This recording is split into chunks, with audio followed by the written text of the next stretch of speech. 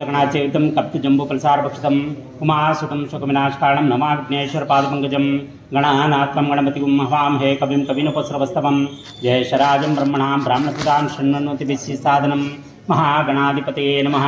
वागर्धाविसंवृत्तवागर्धो प्रतिपत्तये जगदपितरौ वन्दे पार्वती परमेश्वरौ पूर्वे सर्वलोकानां विशजे भौरोगिणां निधे सर्वविद्यानां दक्षिणामूर्तये नमः। ओं श्री शंभुलिंगेश्वराय नमः। పరమేశ్వర స్వరూపమైనటువంటి సభకి నమస్కారం చేస్తూ మనం నిన్నటి రోజు వేదాధ్యయనం మన దేశంలో బ్రిటిష్ వాడు రాకముందు అందరికీ సమానంగా దొరికింది, సమాన హక్కులతో ఉన్నారు అందరూ. ఎప్పుడైతే వారి ఆగమనం భారతదేశాన్ని డివైడ్ అండ్ రూల్ అనే సిద్ధాంతంతో వీళ్ళు పటిష్టంగా ఉంటే వీళ్ళని కొట్టడం చాలా కష్టమని చెప్పేసి మనలో మనకి ముసలం పెట్టి మనలో మనం కొట్లాడుకునేలా చేసి మనకి అజ్ఞానాన్ని నింపి వాళ్ళు మమ్మల్ని దాదాపుగా 250 సంవత్సరాలు అలా పాలించారు. అంతకంటే ముందు నవాబులు పాలించారు. ఇలాగా మనం బానిసత్వం కూరల్లోకి ఎప్పుడు పోయినామంటే మనం ఐక్యమత్యంగా ఉన్నంత వరకు మమ్మల్ని ఎవరు ముట్టుకోలేదు. మనలో మనకి ఎప్పుడైతే ముసలం పుట్టిందో అప్పటి నుంచి వాళ్ళు మమ్మల్ని ఏలడం మొదలుపెట్టారు.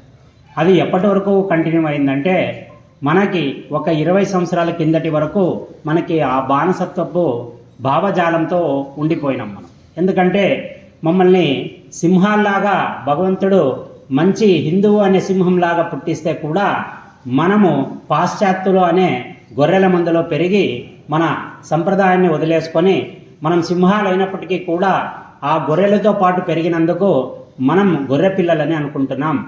మనం జన్మతః సింహపు పిల్లలు. వివేకానంద స్వామి ఎన్నోసార్లు చెప్పేవాడు, మన ఉనికి మనకు తెలియదు, మనం సింహాలు అయినప్పటికీ కూడా గొర్రెలనే భావనతో బతుకుతున్నాము.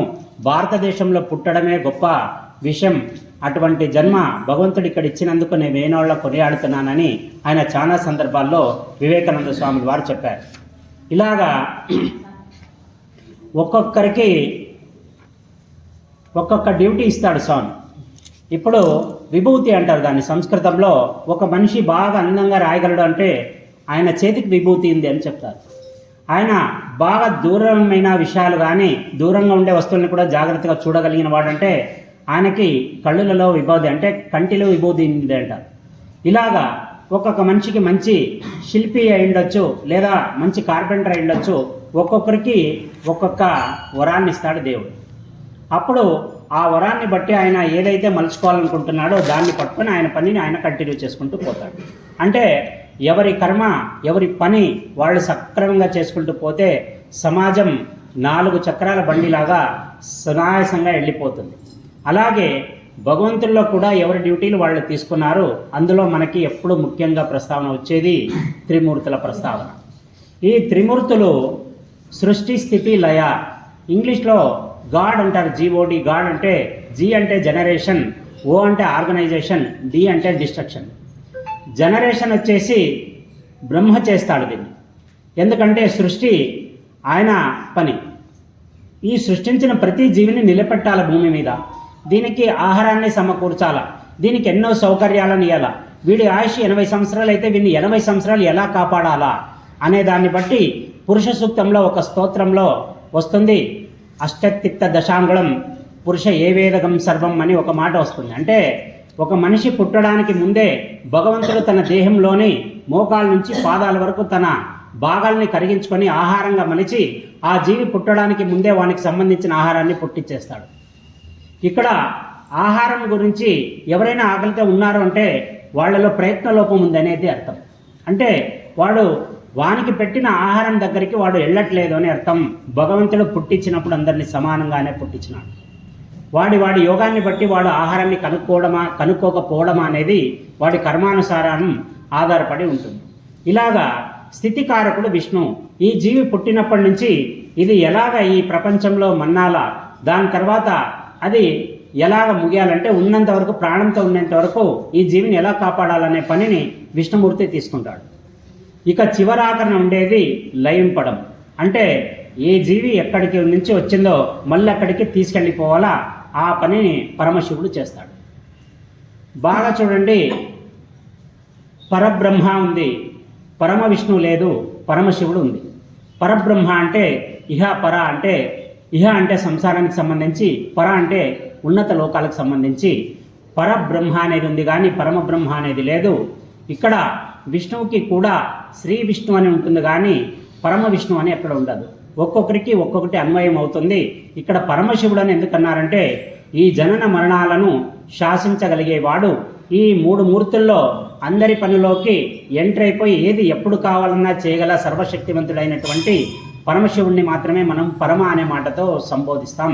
అది శివుడికి పరమశివుడు అంటే ఈయన ఒక కౌంటర్ వేసినాడంటే దానికి ఇది కౌంటర్ వేయడానికి ఇంకెవరు ఉండరు. అటువంటి పవర్ఫుల్ శక్తి ఈ శివుడికి ఉన్నందుకు పరమశివుడు అని సంబోధిస్తాం. ఇక్కడ శివుడు ఏం చేస్తున్నాడు? లయింపజేస్తున్నాడు. ఈ జీవి చనిపోతుంది అని మనం భౌతికంగా మనం అనుకుంటాం, అంటే ఆ జీవిని తీసేసుకొని పోతాడు. ఇక్కడ చాలామంది ఇంట్లో నేను డౌట్లు అడుగుతుంటారు కదా, స్వామి మన ఇంట్లో ఏదన్నా మంచి విగ్రహం అంటే ధ్యానంలో ఉండే శివుడు కానీ అరమోడుపు కళ్ళతో ఉండే శివుడు ఉంటే కానీ, లేదా గీతాచార్యుల వారు అంటే కురుక్షేత్ర సంగ్రామంలో గుర్రాలతో పరిగెత్తించే అంటే కృష్ణుడు అర్జునుడు కూర్చున్న పరిగెత్తుతున్న రథాన్ని కానీ పెట్టకూడదని అంటారు కదా, అది గనక ఆ రథం ఉండే బొమ్మ ఇంట్లో ఉంటే నిత్యం కురుక్షేత్రం లాగానే ఉంటుంది కదా అని ఒకటి. రెండోది, శివుడు అరమోడ్పు కళ్ళతో కూర్చుంటే శ్మశానంలోనే కదా కూర్చుంటాడు, ఈ శ్మశానంతో కూర్చునేది అమంగళము కదా, ఇంట్లో ఉండొచ్చా లేదా అని అడుగుతుంటాను. యాక్చువల్గా పరమశివుడు అతి సౌఖ్యంగా అతి సంతోషంగా ఎక్కడ కూర్చుంటాడంటే శ్మశానంలోనే కూర్చుంటాడు. అరమోడుపు కళ్ళతో ఆయన కూర్చున్నాడంటే ఆయనకి బాగా అంటే చాలా తీక్షణమైన ధ్యానంలో ఉన్నట్టు లెక్క మనకి. అటువంటి పరమశివుడు పరమానంద భరితుడై ధ్యానంలో ఉండే చిత్రపటాన్ని ఇంట్లో ఉందంటే అంతకంటే పరమానందం ఇంకొకటి ఉండదు. మనకి కావలసింది సంశయ నివృత్తి. ఇది పెట్టుకోవచ్చా పెట్టుకోకూడదా అంటే ఖండితంగా పెట్టుకోవచ్చు, ఏ అభ్యంతరం లేదు. ఇక కురుక్షేత్ర సంగ్రామంలోని పటాలు ఉండొచ్చా, ఇవి ఉంటే కొట్లాడుతుంటారు. అక్కడ కురుక్షేత్ర సంగ్రామం గురించి చెప్పేది ఆ చిత్రం యొక్క ఉద్దేశం కాదు, అది గీతాచార్యులు వారు చెప్పిన భగవద్గీతను గుర్తు చేసే ఒక చిత్రంగా మనం చూడాల్సి ఉంటుంది. అలాగా ప్రతి దాంట్లో మంచిని వెతుకుతూ పోలగానే మనం దాంట్లో కూడా నెగిటివ్ని ఎత్తుక్కుంటూ పోతే నకారాత్మక శక్తి పెరిగిపోతుంది. ఇలాగా సృష్టి స్థితి లయంలో ఇక్కడ బ్రహ్మ సృష్టి చేస్తున్నాడు, విష్ణు స్థితిపరుస్తున్నాడు, ఈ శివుడు లయపరుస్తున్నాడు. మరి ఇంత వరాలు ఇచ్చే శివుడు ఎందుకు ఆ డ్యూటీ తీసుకున్నాడని మనకి డౌట్ రావచ్చు. బాగా చూడండి, మరణం అనేది చాలామంది విషయాల్లో ఒక వరం. అనుభవించే వాళ్ళు, బాధతో ఉండేవాళ్ళు, చాలా కష్టాలతో ఉండేవాళ్ళు మరణాన్ని వేడుకుంటారు. అటువంటి మరణాన్ని ఏం చేస్తారంటే, ఏదైతే ఆ జీవి ఒక చెట్టుకి ఆకులాగా పట్టుకొని ఉంటుందో, ఈ ఆకు అవతల ఊడలేక అక్కడ ఆ చెట్టుకు ఉండలేక ఇక ఈ పరితాపం పడే సమయంలో దాన్ని నీట్గా తుంచేస్తాడు శివుడు. మరణం అనేది చాలా పెద్ద వరం, మనకు తెలీదు. ఎన్ని శాస్త్రాలు ఉన్నప్పటికీ ప్రపంచంలో మృత్యుని దేవతగా కొలిచిన ఏకైక సాంప్రదాయం హిందూ సాంప్రదాయం. మీరు బాగా చూడండి, మృత్యుని మృత్యు రాక్షసుడు అని చెప్పాడు ఎవరు, మృత్యు దేవత అని అంటారు. అంటే అక్కడ కూడా మగ దేవుడు కాకుండా ఆడదేవతతో ఎందుకు పోలిస్తున్నారంటే చాలామందికి మరణం అనేది చాలా కష్టమైన సంక్లిష్టమైన చర్య అయిపోతుంది. బాధలు అనుభవిస్తుంటారు కానీ మరణం రాదు వాడి యోగాన్ని బట్టి. అప్పుడు మృత్యుదేవత వాడిని ఒళ్ళోకి తీసేసుకుంటుందని ఈ బాధని చూడలేక అది మృత్యుదేవతకి దేవత అని అన్వయింపచేయడానికి ముఖ్యమైన అర్థం. ఇలా సృష్టి స్థితి లయంలో ఎవరి పని వాళ్ళు చేసుకునేటప్పుడు ఒకసారి పరమశివుడు ధ్యానానికి ఉపక్రమించే సమయానికి ముందు అమ్మవారు వచ్చి, స్వామి మీరు నిత్యం నిరంతరంగా ధ్యానంలోనే ఉంటారు కదా, మీరే పరమశివుడు అయినప్పటికీ మీరు ఇంకొకరిని ఎవరిని ధ్యానిస్తున్నారు, అసలు మీరెవరిని ధ్యానిస్తున్నారో తెలుసుకోవాలని ఉంది అని అడుగుతుంది. ఇంతకుముందు కూడా చెప్పిన అమ్మవారికి తెలియని విషయం అంటూ ఉండదు, వాళ్ళిద్దరూ ఒకటే, ఇద్దరూ సగసగ భాగం. ఈ ప్రశ్నలు పుట్టినాయి అంటే వేదానికి ఎంట్రీ కావాలి, అక్కడ ఒక క్వశ్చన్ ఆన్సర్ కాబట్టి ఆమె అడుగుతుంది. ఆ ఋషి తన శృతి వల్ల దాన్ని విని పుస్తకాల్లో లేదా గ్రంథాల్లో పొందుపరచడానికి అటువంటి ప్రశ్నలు అడుగుతుంది. ఎప్పుడైతే అమ్మవారు ఆ ప్రశ్న అడుగుతుందో అప్పుడు శివుడు నవ్వుతూ ఒక సమాధానం చెప్తాడు. ఇక్కడ మేము ముగ్గురున్నాం, ఒక ఆయన పుట్టిస్తాడు, ఒక ఆయన స్థితిపరుస్తాడు, ఒక ఆయన నేను లయింపజేస్తాను. బ్రహ్మకి జనన మరణాల గురించి తెలుసు, చాలా సూక్ష్మమైన విషయం, జాగ్రత్తగా వినండి. బ్రహ్మకి జనన మరణాల గురించి తెలుసు, కానీ మరణాన్ని శాసించలేడు. ఒక్కసారి నుదుటి రాత బ్రహ్మ రాసినాడు అంటే దాన్ని చెరిపే హక్కు ఆయనకు కూడా లేదు. ఆయన రాసేటప్పుడు ఒక మాట రాస్తాడు. మనం అనుకుంటాం రాత రాసుకొని వచ్చింటే అనే భారం ఉన్నప్పుడు ఎన్ని పూజలు చేస్తే ఏముంది స్వామి. ఇక్కడ ఒక డౌట్ ఏమంటే దేవుడు బ్రహ్మరాత రాసినప్పుడు లాస్ట్కి ఒక కమా పెడతాడు దానికి. ఇక్కడ వీడి మరణం కానీ అని ఒక కమా పెడతాడు. అక్కడ గనక నువ్వు గొప్పవాడై నీ సాధన ద్వారా నువ్వు ముందుకెళ్ళగలిగితే ఆ మరణాన్ని కూడా దాటి నువ్వు ముందుకెళ్ళిపోతావు. దీనికి మనకి మార్కండేయ చరిత్ర కంటే ఉన్నతమైన చరిత్ర దొరకదు. శివుడే ఇచ్చిన వరం మార్కండేయుడికి 16 ఏళ్ల ఆయుష్ అని. అదే శివుడు యముణ్ణి చంపేసి మార్కండేయుడిని బతికిస్తారు. అందరికీ చావునిచ్చే యముణ్ణే ఎడం కాళ్ళతో తుంచి తన త్రిశూలంతో తలకాయని తుంచేస్తాడు పరమశివుడు. అంటే శివుడు భక్తవత్సలుడు అనడానికి అంతకంటే మేలైన ఉదాహరణ మనకి పురాణాల్లో దొరకదు. అలాగా ఎప్పుడైతే జనన మరణాల గురించి అవగాహన ఉన్నప్పటికీ కూడా బ్రహ్మ మరణాన్ని శాసించలేడు. కేవలం ఆయన రాత వరకే ఆయన పని. దాని తర్వాత ఆయన ఏం చేయలేడు. ఇక విష్ణువు ఎప్పుడు నిరంతరం బ్రహ్మ గురించి ధ్యానం చేస్తుంటాడు. మళ్ళీ విష్ణువుకి బ్రహ్మ గురించి ఎందుకు? విష్ణు నాభిలోంచి కదా బ్రహ్మ పుట్టింది. ఆ లెక్కన చూస్తే ఆయన కొడుకుతో సమానం కదా. ఇది తత్వానికి అన్వయించుకోవాలా. ఇప్పుడు పెద్దవాడ చిన్నవాడ అనేది కాదు, జ్ఞానానికి సంబంధించిన విషయం. అక్కడ బ్రహ్మ జనన మరణాల గురించి స్థితిపరుస్తున్నాడు. నా జనన మరణాల గురించి ఆయనకు తెలియదు విష్ణువుకి. ఇప్పుడు ఎందుకంటే ముగ్గురు 3 డ్యూటీలు తీసుకున్నప్పుడు ఎవరు పని వాళ్ళు కరెక్ట్ చేసుకుంటారు, ఒక దాంట్లో ఒకరు ఏలు పెట్టారు. అలాగా ఈయనకి స్థితిపరిచే శక్తి ఉంది కానీ జనన మరణాల గురించి అవగాహన లేదు. అందుకే జనన మరణాల గురించి అవగాహన కలిగిన బ్రహ్మదేవుణ్ణి ఈ విష్ణుమూర్తి నిరంతరం స్మరిస్తూ ఉంటాడు. మరి శివుడు ఎవరిని స్మరించాల? శివుడు 2 రకాల జవాబులు ఉన్నాయి దీనికి. ఒకటి తారక మంత్రమైనటువంటి రామనామ జపంతో ఉంటాడు శివుడు అనేది శివపురాణంలో ప్రస్తావన ఉంది. ఇంకొక దగ్గర ఇటే శివుడు శ్రీహరి అని తపస్సు చేస్తుంటాడని ఇంకో చోట ఉంది. ఏదైనప్పటికీ ఆయన విష్ణువుని స్తుతిస్తుంటాడు. మళ్ళీ శివుడికి ఎందుకు విష్ణువుని అంటే శివుడికి జన్మని ఇచ్చే బ్రహ్మని శాసించగలడు, మరణాన్ని ఇచ్చే బ్రహ్మని శాసించగలడు, ఈ జనన మరణాలని ఆయన శాసించగలడు. కాబట్టి స్థితింపజేసే శక్తి విష్ణువు దగ్గర ఉంది. కాబట్టి ఈ శివుడు విష్ణువుని స్తుతిస్తూ ఉంటాడు. ఇక్కడ మనకి ధర్మ సూక్ష్మమైన విషయం ఏమంటే ఏ పనైనా స్టార్ట్ చేయండి మీరు, దీంట్లో త్రిమూర్తులు ఉంటారు. బాగా అబ్జర్వ్ చేయగలిగితే నేను ఇప్పుడు ఇంట్లో నుంచి ఇక్కడికి వచ్చి ప్రవచనం చెప్పాలనేది ఒక పని, ఒక కార్యం, ఒక పుణ్యకారం అయితే నేను ఇంట్లో కూర్చొని సంకల్పం చేసుకోవడం అది బ్రహ్మ నా బుర్రలో పెట్టే ఒక ఆలోచన అనుకోండి. బ్రహ్మం నుంచి నాకు ఒక ఆలోచన వస్తుంది, నువ్వు గుడికి వెళ్ళి ప్రవచనం చెప్పాలా. స్థితించడం ఎలా ఉంటుందంటే నేను అక్కడే ఉంటే మీకందరికి ప్రవచనం చెప్పలేను. నేను అక్కడి నుంచి నేనేం చేయాలా, ఇంట్లో నుంచి ఇక్కడికి వచ్చి ఇక్కడ మీకు కూర్చొని ఒక మాధ్యమం ద్వారా మీకు చెప్తే మీకు బాగా అర్థమవుతుంది. అక్కడి నుంచి నేను ఇక్కడి వరకు చేసిన ప్రయాణాన్ని విష్ణువు నడిపిస్తాడు. ఇక చివరాఖరికి గమ్యం ఏమిటి? దీనికి ఒక జీవికి గమ్యం ఏమిటి అంటే మరణం. పుట్టిన ప్రతి జీవికి గమ్యం మరణమే. అక్కడే ఆగిపోతుంది, మళ్ళీ ఇంకొక శరీరాన్ని తీసుకుంటుంది. ఈ లాస్ట్ ఏముంది, నేను చెప్పాలనుకున్నది ఏదైతే అల్టిమేట్ గోల్ ఉందో ఇది నాకు శివుడు నడిపిస్తున్నాడు. ఇలాగా మీరు ప్రతి పనిలో 3 అంశాలు ఉంటాయి. దాన్ని ఆలోచన చేయడం, అమలు చేయడం, దాని ప్రతిఫలం పొందడం.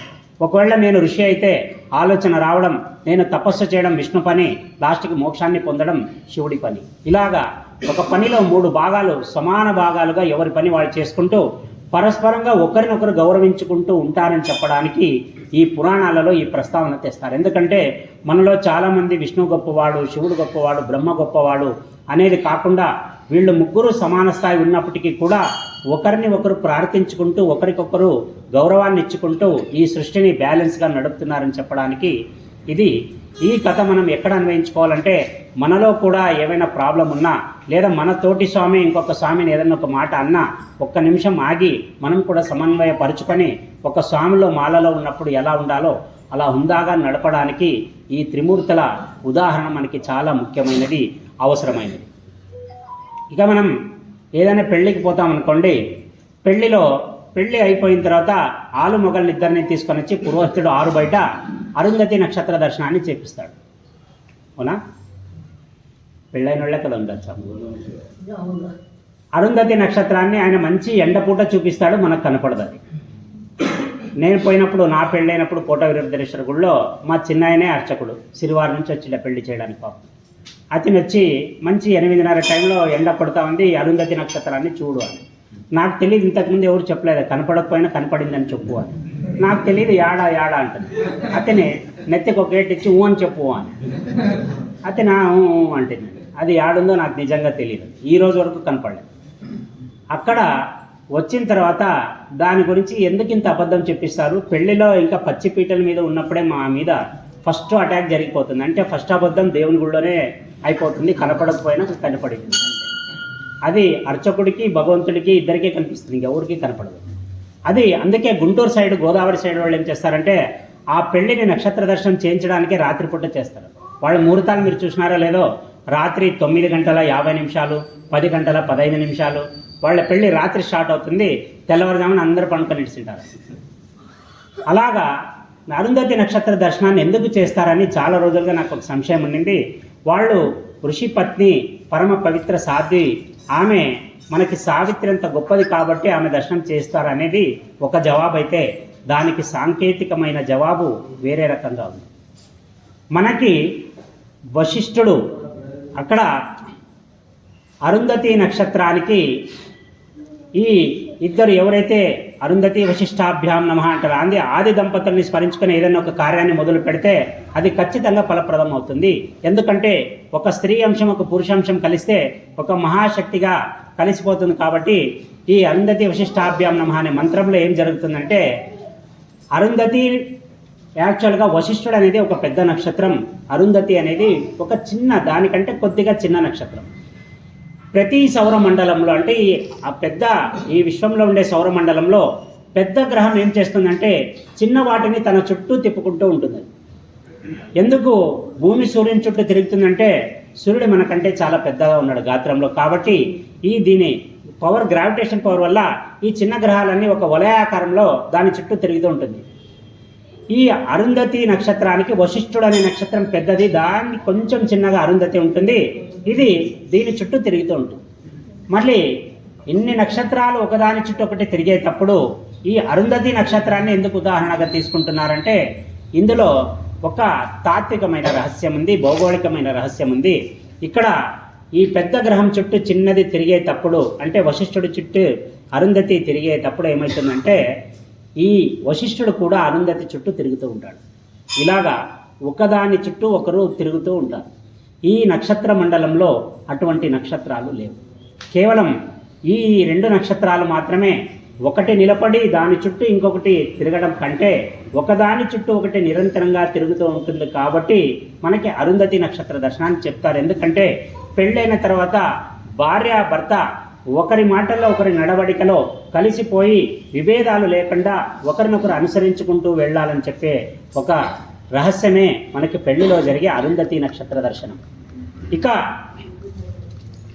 ఒకసారి ట్రైన్లో స్వామి వివేకానంద ప్రయాణించేటప్పుడు ఒక బ్రిటిషర్ ఆయనకు ఆపోజిట్ కూర్చొని ఉంటాడు. ఈయన మంచి విగ్రహం వివేకానంద స్వామి, దాదాపు ఆజానుభావుడు 6 అడుగుల మనిషి, మంచి గాత్రం, ఎప్పుడు కాషాయంతో ఉండేవాడు. ఈయన పాదుకలు వదిలేసి ఒక పుస్తకాన్ని చదువుకుంటూ కూర్చొని అంటాడు.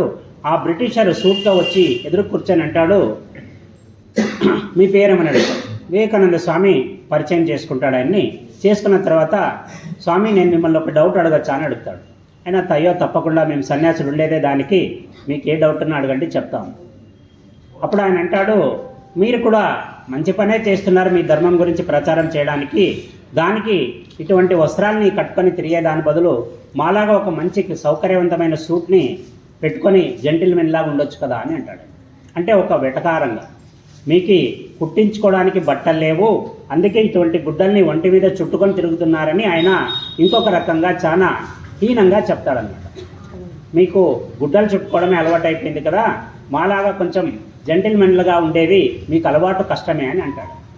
వివేకానంద స్వామి నవ్వుతాడు, వీడికి అజ్ఞానం నశాలానికి ఎక్కిపోయిందని చెప్పి. ఆయన అంటాడు, ఈ సూట్ ఎక్కడ కుడతారు మీరు అని చెప్తారు. ఎందుకు, మంచి మంచి టైలర్స్ ఉన్నారు మా దాంట్లో, ఏ రకంగా కావాలంటే ఆ రకంగా కుట్టే సూట్లు ఉన్నారు, మీరు గిన అడిగితే మీకు కూడా ఒక సూట్ నేను గిఫ్ట్ చేస్తాను అంటారు. అప్పుడు వివేకానంద స్వామి అంటాడు, నీ దేశంలో సూటు వేసుకుంటే లాభం ఏంటి అని అడుగుతాడు ఆయన. ఆయన అడిగితే ఏమంటాడు, ఒక జెంటిల్మెన్ లుక్ వస్తుంది, దానికోసమే అందరు సూట్లు వేసుకుంటారు. అప్పుడు అంటాడు, నీ దేశంలో ఒక జెంటిల్మెన్ తయారు కావాలంటే ఒక టైలర్ ఉంటే సరిపోతుంది, నా దేశంలో ఒక జెంటిల్మెన్ తయారు కావాలంటే వాడి గుణం చాలా పెద్దదిగా ఉండాలి. ఎందుకంటే సూట్లు వేసుకున్న ప్రతివాడు గుణవంతుడు కాలేడు, సూట్లు వేసుకున్న ప్రతివాడు ఒక జ్ఞాని కాలేడు. నా దేశంలో వాడు ఒక గుణవంతుడు, ఒక జెంటిల్మెన్ కావాలంటే వాడి శీలం చాలా తారస్థాయిలో ఉండాలా, అటువంటి వాడే మా దేశంలో జెంటిల్మెన్ వ్యవహరించబడతాడు. ఇటువంటి ఒక ఉదాహరణనే ఇంకొక సందర్భంలో ఎక్కడొస్తుందంటే, ఒకసారి ఈయన ఇలాగే ప్రయాణంలో ఉండగా ఒక ఆయన వచ్చి అడుగుతాడు, ఇండియన్ ఉమెన్స్ చాలా బ్యూటిఫుల్గా ఉంటారు, వాళ్ళ దగ్గర అంతా బాగుంది కానీ వాళ్ళకి సంస్కారం తెలియదు అని అంటాడు. వివేకానందుల వారికి చాలా కోపం వచ్చేస్తుంది. భారత స్త్రీని సంస్కారవంతులు కాదని కూసేవాడు వీడవుడు. ఆయన అంటాడు, మీకేం సమస్య వచ్చింది భారత స్త్రీలతో అని అడుగుతారు. లేదంటే మేము చాలా దేశాలు తిరిగినాం, అన్ని చోట్ల ఒక తెల్లదొర చేయిస్తే ఆడవాళ్ళు పరిగెత్తుకుంటూ వచ్చి మా చెయ్యి తాకడానికి అరువులు చేస్తారు, ఒక్క భారత స్త్రీ మాత్రమే ఆమె వెనక్కుండిపోతుంది, చేయనివ్వదు అని. మీకు సంస్కారం అనేది నేర్పలేదు మీ భారత స్త్రీలకి. అప్పుడు ఆయన అంటాడు, సరే మీ దేశంలో అత్యున్నత స్థాయిలో ఉండే రాణిని వాళ్ళు ఏమంటారంటే హర్ హైనెస్ అంటారు, అంటే ఆమె రాణి. ఎందుకంటే లండన్ని ఎలిజబెత్ రాణే పాలించింది చాలా కాలం. అలాగా మీ దేశంలో మీ రాణిని మీరు కలవాలంటే ఏం చేస్తారు అంటాడు. ఆయన అంటాడు, అయ్యో అది పెద్ద కథ అండి, దానికి 3 సెక్యూరిటీ ఇది ఉంటుంది, 3 సెక్యూరిటీ చెక్ అయిపోయిన తర్వాత మాకు వన్ మంత్ వెనకల ఏమైనా అపాయింట్మెంట్ ఉంటే అప్పుడు వదులుతారు, ఒకవేళ లాస్ట్ మినిట్లో ఆమెకి ఏమైనా పని పడితే అది కూడా క్యాన్సిల్ చేసి ఇంకో రీషెడ్యూల్ చేస్తారు. అంటే ఆమెను కలవడానికి దాదాపు 25-26 దినములు శ్రేయపడితే విశేషంగా ఆమెను కలవడానికి అది పెద్దవాళ్లతో అయితే తోడవుతుంది, లేకపోతే లేదు. అప్పుడు అంటారు, మీరు పోయిన తర్వాత మీ రాణి ఎదురుగా కలవడానికి పోయినప్పుడు పోయి మీరు పరిచయం చేసుకొని షేక్ హ్యాండ్ ఇస్తారా ఆమెకి అని అంటారు. అని అంటాడు, అయ్యో ఆమెను కలవడమే గొప్ప అండి, ఆమె చేయి మనకెందుకు ఇస్తుంది, ఆమెకి మనకి దాదాపు ఒక 4 సెక్యూరిటీ వాళ్ళు అడ్డంగా ఉంటారు, ఎందుకు అలాగా అంటాడు. మీ దేశ రాణే కదా, రాణి అయితే ఈ ప్రజలంతా పిల్లలు ఉన్నట్లే కదా, ఆమె ఎందుకు చేయలేదు అని అడుగుతాడు. అయ్యో వాళ్ళు గొప్పోళ్ళండి, దేవుళ్ళతో సమానం, వాళ్ళని మేము తాకలేము, వాళ్ళని చూడగలము. అప్పుడు అంటాడు, నీ దేశంలో ఒకే రాణి ఉంది, నా దేశంలో ఉండే ప్రతి మహిళ రాణి అని చెప్తాడండి. ఎందుకంటే ఆడదాన్ని ఎవడైతే గౌరవిస్తాడో, ఏ నాగరిక అయితే గౌరవిస్తుందో అదే నాగరికత చివరి వరకు నిలబడుతుంది. ఏ నాగరికతలో ఆడది కన్నీళ్లు పెడుతుందో, ఏ నాగరికతలో ఆడదైతే బాధింపబడుతుందో అది సర్వనాశనం అయిపోతుంది. ఇది మనం అండర్లైన్ చేసుకోవాల్సిన విషయం. ఈ విషయం ఎందుకు చెప్తున్నానంటే, మన ఇంట్లో కూడా ఆడపిల్లలు ఉంటారు, వచ్చి పోయేవాళ్ళు ఉంటారు. ఆడది ఎంత సంతోషంగా ఉంటే నీ ఇల్లు అంత పుష్కలంగా ఉంటుందని చెప్పడానికి ఈ ఉదాహరణని చెప్పినాను. ఇక మనకి కొన్ని ఆచారాలు ఉన్నాయి. ఆచారాల గురించి మనలో చాలామంది ఇప్పుడుండే యంగర్ జనరేషన్స్ చాలా తేలిగ్గా మాట్లాడడం అలవాటైపోయింది. నేను చెప్తా, భారతదేశంలో ఉన్న ఏ ఆచారానికైనా ఒక సాంకేతికత ఉంది, దానికి ఒక శాస్త్రానుసారంగా దాన్ని క్రమబద్ధీకరించి పెట్టారు. అందులో ముఖ్యమైనవి చెప్తాను. ఇంటి గుమ్మానికి ఎప్పుడైనా దృష్టి తగులుతుందంటే అమావాస్య రోజు కానీ, లేదా ఒక సపరేట్ తిథిలో కొందరు పున్నమికి కడతారు, కొందరు అమావాస్య కడతారు. మనకి ఒక నిమ్మకాయ, ఒక 5 మిరపకాయలు, పచ్చిమిరపకాయలు, బొగ్గు, స్ఫటికం ఇట్లాంటివి కడతారు మనకి. ఇవి కడితే నరఘోష పడదు ఆ ఇంటికి అనేది మన నమ్మకం. మరి ఇవి కట్టడానికి, నరఘోష పడకుండా ఉండడానికి ఏదైనా శాస్త్రీయ సంకేతం ఉందా, శాస్త్రీయ రీజన్ ఉందా అంటే ఖచ్చితంగా ఉందనే చెప్తాం. ఎందుకంటే మనము అందరూ ఆ నిమ్మకాయ, ఆ మిరపకాయలు, ఆ బొగ్గు, ఆ స్ఫటిక దాని మీదే కాయలు పోతుంది, కానీ వీటన్నిటినీ కలిపిన ఒక దారం ఉంటుంది, దాన్ని మనం మర్చిపోతాం. యాక్చువల్గా ఒక వస్తువులో నుంచి ఒకటి అది దూరుకొని సూది ద్వారా కిందికి వచ్చేటప్పుడు ఈ అన్నిటి రసాయనాలు ఆ దారానికి అంటుకుంటాయి. నిరంతరంగా దానిలోని తేమ ఉన్నంత వరకు, అంటే ఆ ద్రవాల్లోని తేనె ఉన్నంత వరకు ఆ సూత్రానికి, ఆ దారానికి ఆ రసాలు అలాగే అంటుకొని ఉంటాయి. అలాగా అంటుకొని ఉన్నప్పుడు వాటి నుంచి ఒక రకమైనటువంటి వాయువు రిలీజ్ అవుతుంది. దాన్ని ఇంటికి గడపకు ముందే ఎందుకు కడతారంటే ఆ ఘాటుని దాటుకొని ముందుకు రావడానికి నకారాత్మక ఈ శక్తి చాలదు దానికి, అది గడప వరకే ఉంటుంది కానీ గడప లోపలికి రాలేకపోతుంది. మనం బండికి ముందు భాగంలో కడతాం, నిమ్మకాయ ఎందుకు వెనకల కట్టం చెప్పండి?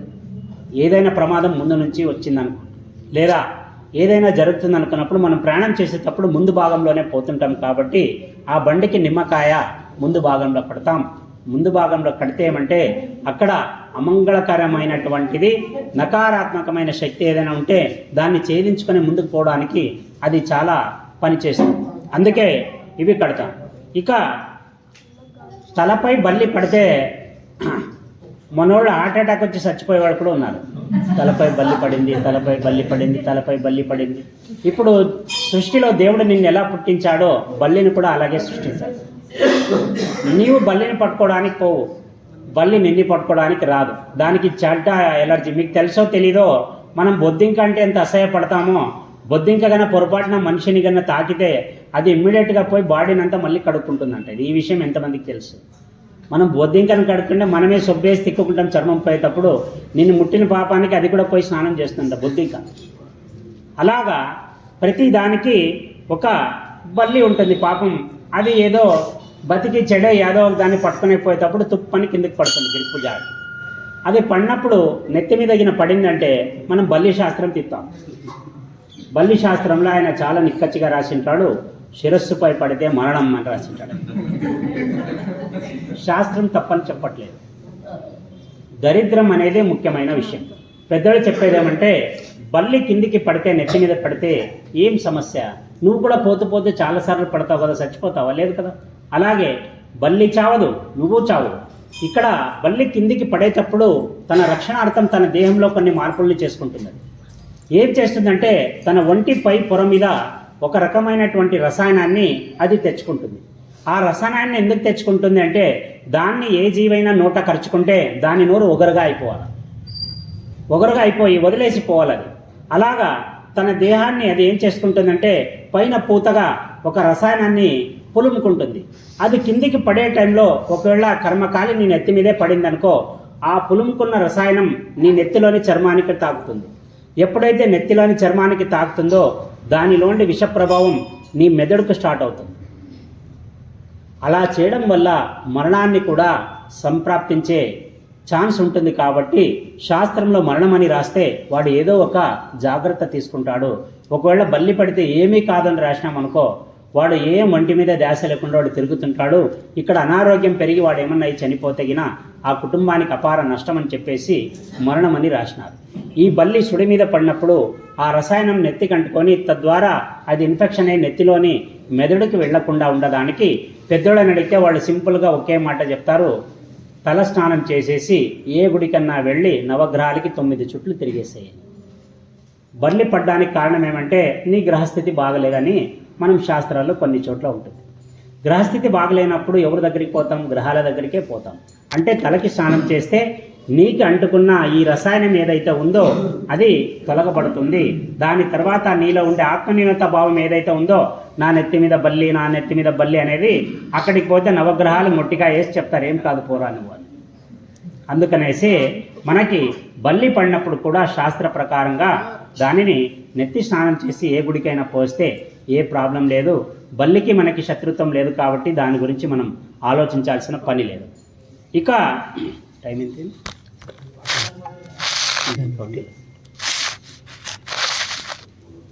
ఒక మాట ఉంది, జీవితంలో ఒక మనిషి సాహసం చేయాలనుకుంటే గొప్పగా చేయాలి.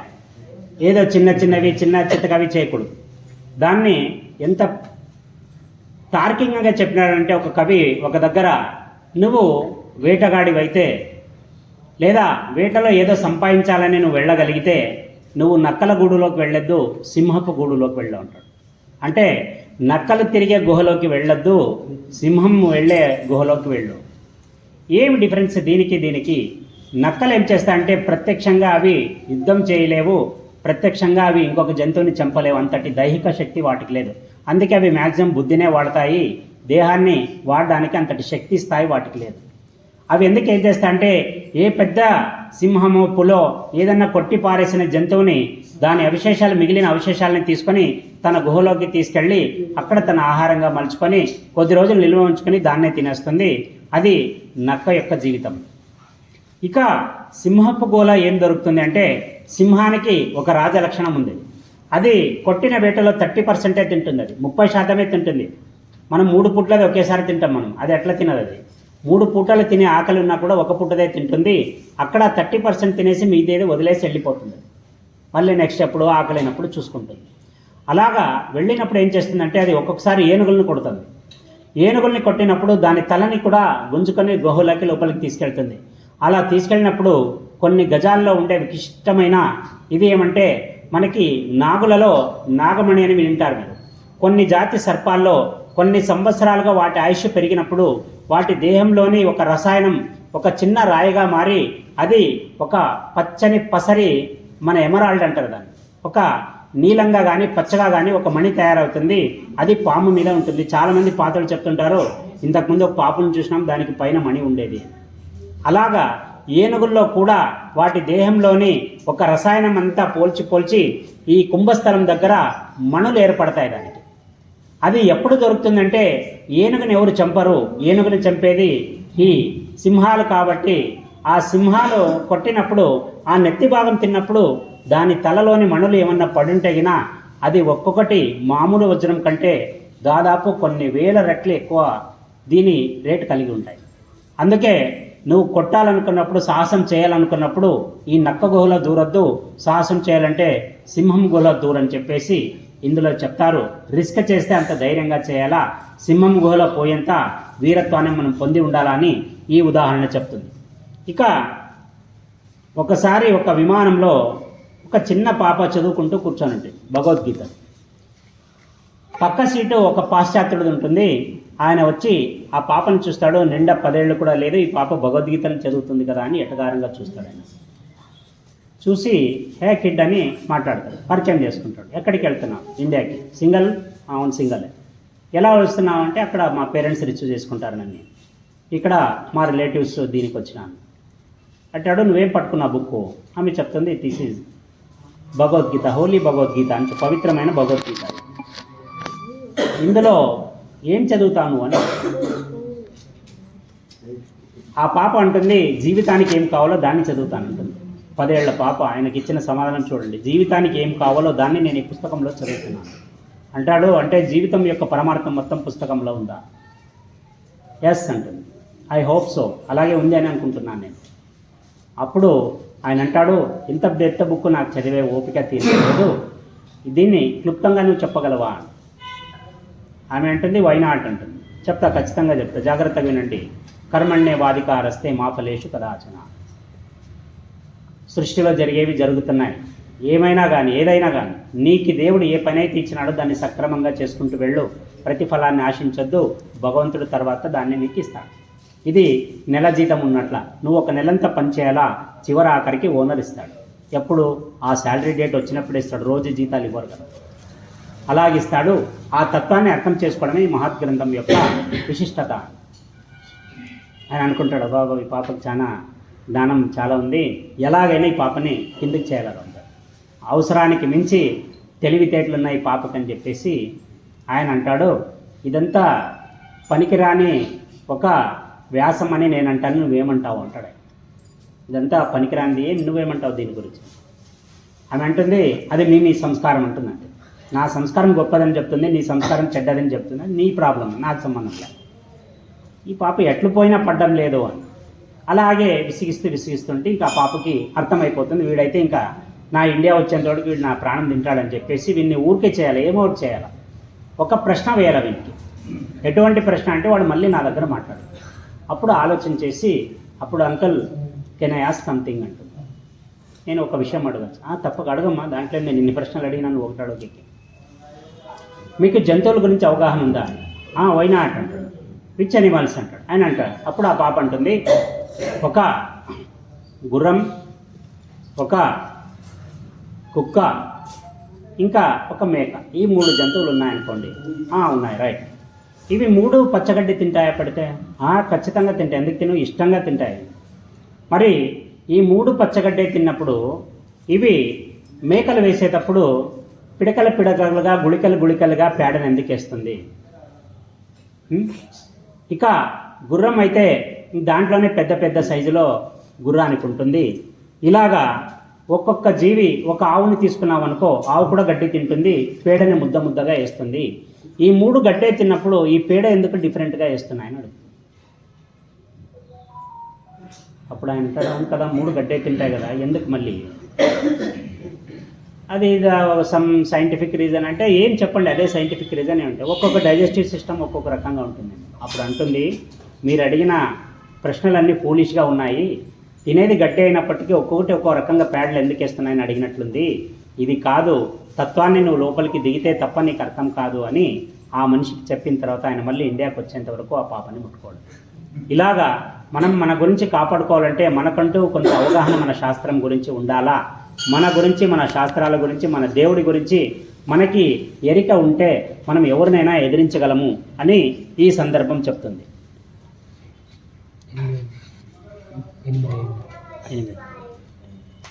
ఇంకొక చిన్న ఉదాహరణ చెప్పి ఈరోజు ముగిద్దాం. ఒక యువకుడు చాలా రోజుల కల తన గర్ల్ ఫ్రెండ్ అడిగి ఉంటుంది, ఏమని, నువ్వు ఒక బుల్లెట్ బండి తీసుకొని ఆ బుల్లెట్ బండిలో నన్ను లాంగ్ రైడ్ తీసుకెళ్ళాలి, లాంగ్, ఇంకా రాకూడదు వాపసు. అలాగా పాపము వాడు రూపాయి కూడా పెట్టి ప్రియురాలి కళను నెరవేరుద్దామని చెప్పేసి వాడు బుల్లెట్ బండిని బుక్ చేసుకుంటాడు. ఆ బుల్లెట్ బండి వచ్చిన తర్వాత ఊళ్ళో ఎక్కడున్నాయి అందరికీ చూపించుకుంటూ ఒక రౌండ్ వేస్తాడు, ఇది నా బుల్లెట్, ఇది నా బుల్లెట్. అందరూ అంటారు, రైట్ నీదే. ఫోటోలు దిగుతాడు, పోస్టులు పెడతాడు ఇన్స్టాగ్రామ్లో, ఫేస్బుక్లో, అన్నీ. అంతా అయిపోతుంది. బుల్లెట్ బండి చివరి ఆఖరికి గర్ల్ ఫ్రెండ్ ఇంటి ముందుకు వచ్చి ఆగుతుంది. గర్ల్ ఫ్రెండ్కి సిగ్నల్ ఇస్తాడు, ఆమె పరుగున వస్తుందని, ఎందుకంటే బుల్లెట్ బండి ఎక్కి లాంగ్ రైడ్ వెళ్ళాలి. అలాగా ఆ లాంగ్ రైడ్కి తీసుకెళ్ళిపోతాడు. లో మంచి రైజింగ్లో ఉంటుంది బండి, అది ఏమో చెప్తుంటుంది లాంగ్ రైడ్లో. ఈ బుల్లెట్ శబ్దానికి ఏమింటాయి చెప్పండి?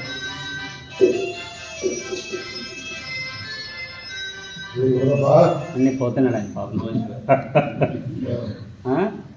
అప్పుడు బుల్లెట్లో ఫుల్ రైజింగ్లో వినిపోతుంటాడు. బుల్లెట్ మామూలుగానే రైజింగ్ ఇస్తే వినపడదు, ఫుల్ రైజింగ్లో ఉంటే ఇంకేం వినిపిస్తుంది, ఏం వినపడదు. ఇంకా అంటుంటాడు. ఆమె చెవులు కాడు వచ్చి చెప్పినా కూడా జరగదు. అమ్మ, ఇది బుల్లెట్ బండి అంటామే కానీ ఇది లవర్ మాటలో వినపడకపోతే ఇదేం బండి రైజింగ్, వేస్ట్ బండి ఇది. దాన్ని అర్జెంటుగా మార్చేయాలి. అది ఏదన్నా బాగా సాఫ్ట్గా వెనకలు చెప్తే బాగా వినేలాగా ఉండాలి. అప్పుడు వాడు చెప్తాడు, చూడ్డాలి, నువ్వు నేను మాట్లాడడానికి చాలా ఇబ్బంది అయిపోయింది, ఇటువంటి బండి మనకు అడ్డంగా ఉండకూడదు, దీన్ని అమ్మేస్తున్నాను నేను. ఆమె అంటుంది, సరేలే, నా మాటలను వినాలనే కదా నేను నీ అంకలు తిరుగుతుండేది. ఆమె అయితే నిజమే చెప్పింది పాపం. తర్వాత ఆ బండిని అమ్మేసి ఒక సాఫ్ట్గా ఉండే ఒక యాక్టివా బండి తీసుకుంటాడు ఆయన. అది మంచి రైజింగ్లో. బుల్లెట్ బండి అమ్మేస్తాడు, యాక్టివా బండి తీసుకుంటాడు, అంతా బాగా జరిగిపోతుంది. అతి కొద్ది కాలంలోనే పెద్దోళ్ళు ఒప్పించి పెళ్ళి కూడా చేసుకుంటారు. ఒక మంచి జంట ఇది. పెళ్ళి చేసుకున్న తర్వాత యాక్టివ్ బండిలో తీసుకెళ్తుంటాడు. తెలుసు కదా, ఇంక ఇంట్లో కంప్లైంట్లు స్టార్ట్. మీ అమ్మ నన్ను టార్గెట్ చేసింది, మీ అక్క వచ్చి ఏదైనా తప్పు చేసినా కూడా నా మీదే చెప్తున్నా, మీ అక్క తప్పు చేస్తే పొరపాటు అంటుంది, నేను తప్పు చేస్తే ఉద్దేశపూర్వకంగా చేసినానని చెప్తుంది. ఇది చాలా కష్టం, నువ్వు మీ అమ్మకు చెప్తావా, నా స్టైల్లో నేనే చెప్పమంటావా? వద్దు, నువ్వు ఇంకా వచ్చి 3 నెలలు కూడా కాలేదు, అప్పుడే ఆట ఆడద్దు, నువ్వు చూద్దాం, ఆలోచన చేద్దాం. ఇది బయటికి పోయిన ప్రతిసారి సమస్య అయిపోతుంది. వాడు ఒక రాత్రి అంతా ఆలోచన చేస్తాడు, ఇదేం దరిద్రంలా, లవర్గా ఉన్నప్పుడు ఇంత అందంగా ఉండే ఈ పిల్ల పెళ్ళమైన తర్వాత ఇంత భయంకరంగా ఎందుకు మారిపోయింది. అప్పుడు ఆలోచన చేస్తాడు. వానికి మెరుపు లాంటి ఆలోచన వస్తుంది చూడండి వానికి. వాడు చక్కగా పోతాడు, ఒక బుల్లెట్ షోరూంలో పోయి బుల్లెట్ కొంటాడు. అప్పుడు అడుగుతుంది, ఏమంటే యాక్టివ్గా ఏం చేసినారు? దాన్ని అమ్మేసినాను. అది ఆడపిల్లల బండి అంటున్నారు, నేను మగాడిని కాబట్టి మగాళ్ళ బండి తీసుకుంటున్నాను. అప్పుడు బుల్లెట్ బండిలో తీసుకుని పోతాడు. ఇప్పటి వరకు అదే బుల్లెట్ బండిలో తిరుగుతున్నాడు, ఏ ప్రాబ్లం లేదు. అందుకే భార్యతో ఎవరికైనా సమస్య ఉంటే బుల్లెట్ బండి కొనండి, చాలా రకాలుగా కాపాడుతుందని చెప్తూ ఈరోజు ముగిద్దాం.